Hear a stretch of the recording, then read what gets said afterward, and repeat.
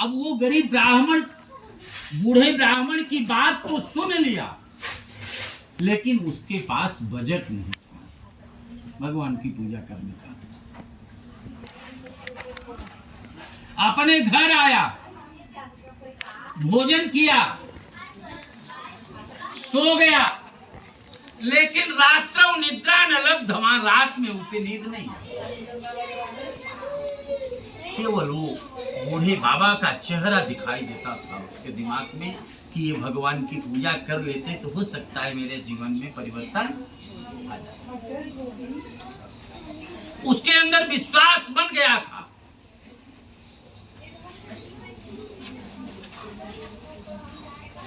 सुबह हुआ, स्नान आदि करके तैयार हुआ।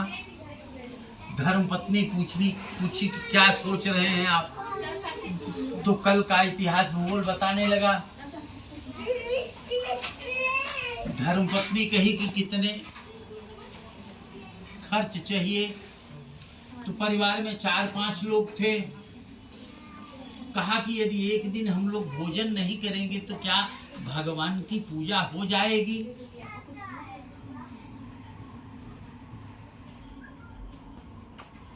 बूढ़े ब्राह्मण, गरीब ब्राह्मण ने कहा कि हाँ, एक दिन अगर हम सारे लोग भोजन नहीं करेंगे तो हमें लगता है कि भगवान की पूजा हो जाएगी। वहीं पर बैठ करके अपने धर्मपत्नी से जब अनुमति पा गया, सहमति पा गया, बैठ करके मन में संकल्प किया कि आज भीख मांगने से जो भी धन मैं पाऊंगा, सारा धन सत्यनारायण भगवान की पूजा में लगा दूंगा। हम लोग भोजन भी नहीं करेंगे, केवल जो प्रसाद मिल जाएगा प्रसाद लेकर के हम अपना समय देंगे।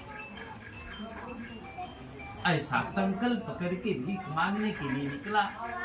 भगवान की क्या कृपा बनी कि जो 1 मुट्ठी 2 मुट्ठी देने वाले थे वो ज्यादा दिए। दोपहर तक पर्याप्त सामग्री प्राप्त कर लिया। रास्ते से ही सामान खरीद करके पड़ोसियों को बुला करके वेद पाठी ब्राह्मण के साथ में सत्यनारायण भगवान की पूजा जिस प्रकार से आप लोग कर रहे हैं उसी प्रकार से निष्ठा और विश्वास के साथ में किया। दूसरे दिन भीख मांगने भी गया। उस दिन भी प्रतिदिन से ज्यादा धन पाया। उस दिन अगर बचाना चाहता तो बचा लेता अपने पास, लेकिन ये पूजा का ही नाम है सत्यनारायण। इस पूजा में सत्य के अतिरिक्त जिसने असत्य बोला उसका काम तमाम है। इस भगवान की पूजा में सत्य ही आवश्यक माना जाता। अब उसको जब बेनिफिट मिला तो प्रत्येक महीने भगवान की पूजा मासी व्रतम कृतम। एक व्यापारी उसी रास्ते से जा रहा था, उसके घर से। उसका व्यापार अच्छा नहीं चल रहा था, जिसको लकड़हारा के रूप में आप जानते हैं। बहुत परेशान हैरान था। वहां भीड़ देखा, लोग इकट्ठा होकर के भगवान की कथा सुन रहे थे। वो भगवान की कथा सुनने के लिए नहीं रुका, लेकिन इस आशय से रुका कि हो सकता है कि इसी में कोई लकड़ी खरीदने वाला नहीं करे। लेकिन भगवान की पूजा में अज्ञानता में भी बैठा था। उस समय तो कोई खरीदने वाला नहीं मिला, लेकिन जब लोग चले गए तो जो गरीब ब्राह्मण भगवान की पूजा कर रहा था उससे कहा कि आप क्या किए, क्यों किए, इसको बताइए। तो गरीब ब्राह्मण ने अपने इतिहास भूगोल बताया। उस लकड़हारे के मन में भी ये जिज्ञासा बनी कि क्या मैं भी भगवान की पूजा करने का संकल्प करूं तो मेरा भी व्यापार अच्छा चलने लगेगा। अपने आप बीती बात जब बताई तो संकल्प वहीं बैठे बैठे कर लिया कि आज लकड़ी बेच करके जो मैं धन पाऊंगा, पूंजी भी मैं अपने पास नहीं रखूंगा, सारा धन मैं भगवान की पूजा में। वहां से जैसे ही उठा अगले गांव में पहुंचा, जो भी मूल्य बताया सामने वाला मूल्य देख करके लकड़ी ले लिया। सारी सामग्री रास्ते से खरीदा,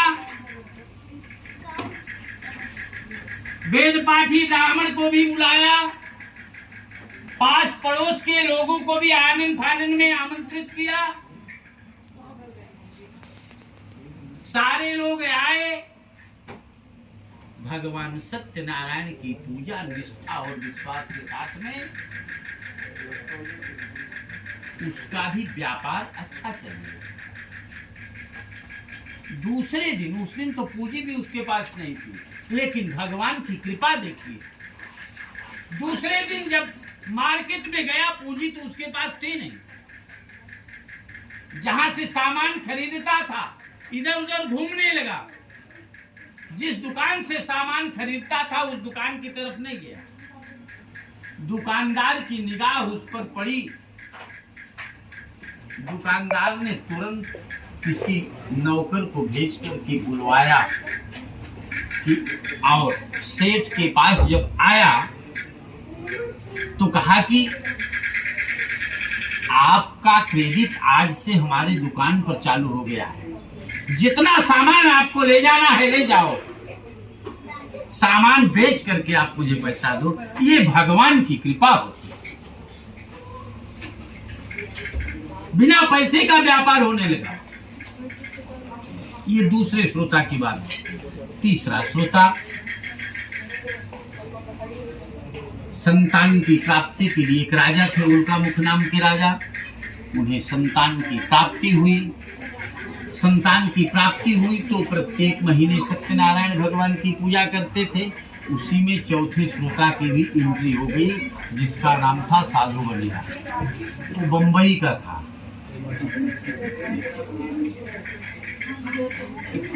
समझ रहे ना, रत्नसारपुर का था, रत्नागिरी जिले का था। हाँ, अब वो क्या कहा, पूछा भगवान की पूजा के बारे में पूछा, तो वहीं बैठे बैठे संकल्प क्या कर लिया जानते हैं कि भगवान ही यदि मुझे कोई संतान देंगे तब मैं भगवान की पूजा करूंगा, देंगे तब। तो भगवान भी सोचे कि अब ये दांव लगा रहा है तो हम भी दांव खेल जाए। तो उसको अपने पत्नी से आकर की चर्चा किया और भगवान ने कहा कि चलो इसको पहले बेटी दे देते हैं। बेटी दे दिया, उसका नाम कलावती रख दिया। समझ रहे ना, बेटी दे दिया, कलावती रख दिया, विकास होने लगा। लेकिन सत्यनारायण भगवान की पूजा जन्म के बाद करने का जो संकल्प किया था वो नहीं किया, भूल गया। बहकाते बहकाते वो विवाह तक ले गया, और भगवान की कृपा देखिए, विवाह में भी नहीं किया। और विवाह होने के बाद में अपने दामाद के साथ व्यापार करने लगा। व्यापार में भी अनेक प्रकार से दिक्कतें पैदा हुई, और लेकिन किसी तरह से काम आगे बढ़ा। तो अब ये सत्यनारायण भगवान की पूजा में यह इस जीवन में तो लाभदायक होता ही है, अगले जीवन में भी लाभदायक होता। इसका प्रमाण क्या है? सत्यनारायण भगवान की कथा में ही इसका प्रमाण है। क्या?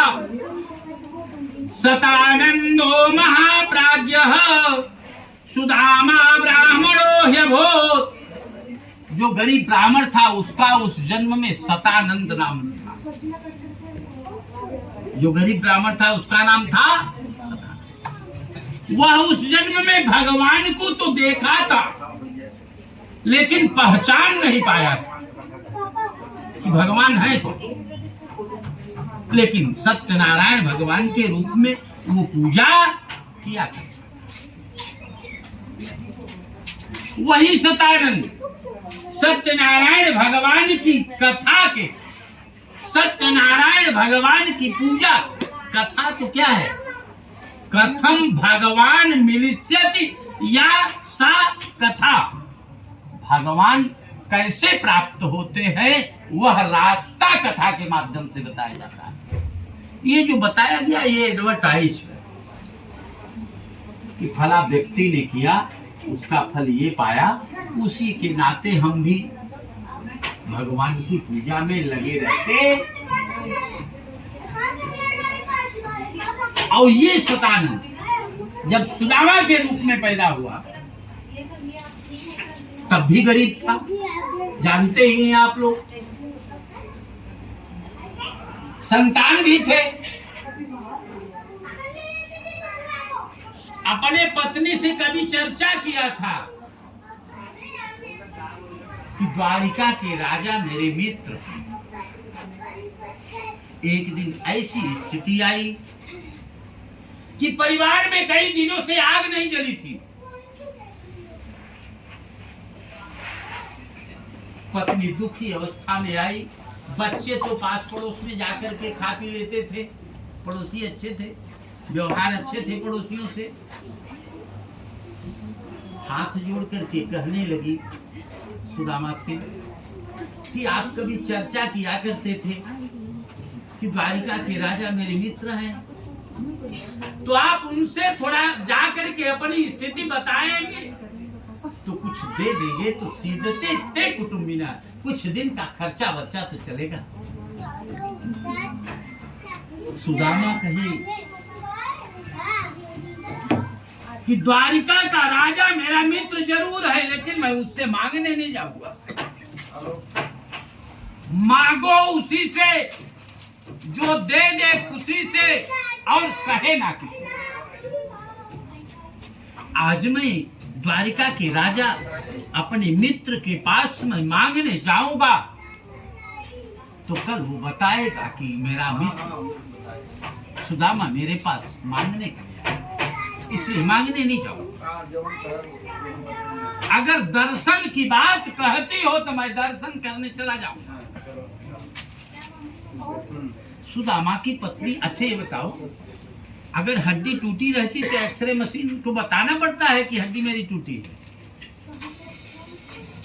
एक्सरे मशीन पे जैसे ही आपकी हड्डी जाएगी वो तो फोटो निकाल करके बाहर कर देगा ना, ये हड्डी यहाँ टूटी है, नहीं टूटी है तो भी फोटो निकाल देगा, लेकिन फोटो निकालेगा जरूर। तो भगवान के पास बताने की क्या आवश्यकता है कि मुझे क्या चाहिए? भगवान के पास बताने की जरूरत नहीं, केवल भगवान के पास चले जाओ। सुदामा अपने पत्नी से ये कहे कि देखो नियम के विपरीत हम कोई काम करेंगे नहीं।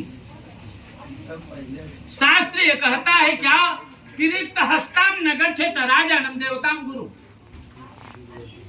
खाली हाथ राजा के पास नहीं जाना चाहिए। द्वारिका का राजा श्री कृष्ण है, वो है तो मेरा मित्र, लेकिन अभी राजा है ना, इसलिए खाली हाथ नहीं जाएगा। अगर आप कुछ भेंट देने की व्यवस्था बनाओ तो हम जाते हैं। सुदामा की पत्नी के व्यवहार अच्छे थे, पड़ोसन के पास गई, बहन थोड़ा सा चावल दे दो। पड़ोसन के पास में कई गोनी चावल आए थे, एक गोनी चावल आंगन में रख दिया, थोड़ा सा चावल निकाला, अपनी आंचल में रख लिया और चलने लगे। पड़ोसन कहीं बहन लेकर के जाओ ना, अभी हमारे पास और कहा नहीं बहन, बस इतनी की ही जरूरत थी आज, फिर आपके पास है तो हमारा तो है ही है ना। इतना कह करके चली गई। दूसरी पड़ोसन के पास गई, वहां भी एक चावल मांगी, वहां भी एक गोनी चावल मिल गया, लेकिन चावल को खोल करके थोड़ा सा चावल लेकर के उसी चावल में मिला लिया, चलने लगी। पड़ोसन कहीं बहन ले जाओ, नहीं बहन बस इतने की आवश्यकता। तीसरे पड़ोसन के पास गए, वहां से भी चावल मिल गया, चावल ले लिया, चलने लगी। पड़ोसन कहीं की ले जाओ, कहा नहीं बहन बस इतने की ही जरूरत। उसको फटे पुराने कपड़ों में लपेट करके दे दिया। सुदामा चल दिए। ज्यादा विस्तार में नहीं करूंगा, बस 2-3 मिनट के अंदर आप लोगों को फाइनल रिपोर्ट में और चल दिए। पहुंच गए। कितना सेवा शुश्रूषा किया आप अच्छी तरह से जान रहे हैं। सुदामा का पैर स्वयं द्वारिकाधीश ने धोया। पत्नी उनकी पंखा चला रही, पत्नी पहचानती नहीं तो पंखा तो पीछे से चलाया जाता है ना, तो शंकी मटकी से पूछने लगी कि ये है कौन। कि मने कृतम पुण्य मौधूते न विष्णुना, ये गरीब ब्राह्मण कौन ऐसा पुण्य किया है कि साक्षात लक्ष्मीपति पैर धो रहे हैं और साक्षात लक्ष्मी पंखा चला रहे हैं। तो ब्राह्मण का परिचय, सुदामा का परिचय श्री कृष्ण ने क्या दिया कि विप्र प्रसादात धरणी धरोहम, विप्र प्रसादात कमलावरोहम। इसी ब्राह्मण के आशीर्वाद से आज मैं इस पृथ्वी का मालिक हुआ हूँ। रुक्मिणी से कहते हैं इसी ब्राह्मण के आशीर्वाद से आज मैं तुम्हारा पति बना हूं। जल जलपान हुआ। सुदामा से कृष्ण पूछने लगे कि भैया जब विद्यार्थी जीवन में हम आप पढ़ रहे थे साथ में, तो आप कह रहे थे कि बार बार शादी नहीं करेंगे, शादी नहीं करेंगे, तो शादी किया कि नहीं किया आपने? तो सुदामा ने कह दिया कि हाँ, शादी मैं नहीं करना चाहता था, लेकिन शादी मैंने घर वालों के दबाव के नाते मैंने किया। तो कहा भाभी का नाम क्या है? कहा भाभी का नाम तुम्हारी सुशीला है। श्री कृष्ण ने तुरंत कह दिया कि भाभी ने मेरे लिए क्या दिया। अच्छा ये बताओ, कहीं आप अपने रिश्तेदारी में अगर जाते हैं, अगर काजू कतरी खाने को पा गए, तो पार्ले जी अगर बैग में रहेगा तो निकालने की हिम्मत पड़ेगी? अब वहां सोच रहे थे ये राजा महाराजा और इनके पास में ये क्या दूं, ये इनके लायक नहीं। तो श्री कृष्ण ने उनका भ्रम दूर किया क्या कि पत्रम पुष्पम फलम तोयम यो मे भक्त्या प्रयच्छति तदहं उपहृतम असनामि प्रयतात्मनः। भाभी ने मेरे लिए क्या दिया है? बहुमूल्य वस्तु दी है, बहुत छोटी वस्तु दी है, उससे मतलब नहीं, लेकिन मेरे लिए क्या भाभी ने भेंट दिया है, किस भाव से भेंट दिया है, किस निमित्त भेंट दिया है, वो मुझे दीजिए। तब तक कुटकी उनकी खसक गई। आओ कृष्ण ने ले लिया, कुटकी को खोला, चावल थोड़ा सा हाथ में लिया, देखता है सारे जीवन की जीवनी दिखाई दे रही है। किसकी? सुदामा की। कितनी गरीबी थी। सुदामा सामने बैठे हैं। मन ही मन श्री कृष्ण ने विश्वकर्मा को बुलाया और विश्वकर्मा आए। तुरंत मन ही मन विश्वकर्मा को आदेश कर दिया कि सुदामा पूरी बनाओ। सुदामा के राज्य में पहुंच गए विश्वकर्मा। सुदामा की पत्नी सुशीला से कहा कि मैं सुदामा पूरी बनाना चाहता हूं। सुशीला कही पहली मुट्ठी जिसके घर से चावल ली थी उसका घर पहले बनवा दिया। दूसरी मुट्ठी चावल जिसके घर से ली थी उसका घर बनवा दिया। तीसरी मुट्ठी चावल जिसके घर से ली थी उसका घर बनवा दिया। फिर अपने पूरे गांव के घर को बनवा दिया। फिर कहा कि अगर आप बनाना चाहते हैं तो हमारा भी घर बना। विश्वकर्मा ने जैसे द्वारिकापुरी थी उसी प्रकार से सुदामापुरी को ये सुशीला है। हर व्यक्ति को भगवान के पास अगर पहुंचना है तो सुदामा बन करके जाओ, तो निश्चित आप सबकी कल्याण करेंगे। इसी पर 5वें अध्याय की कथा समाप्त की जाती है। प्रेम से बोलिए सत्यनारायण भगवान की जय।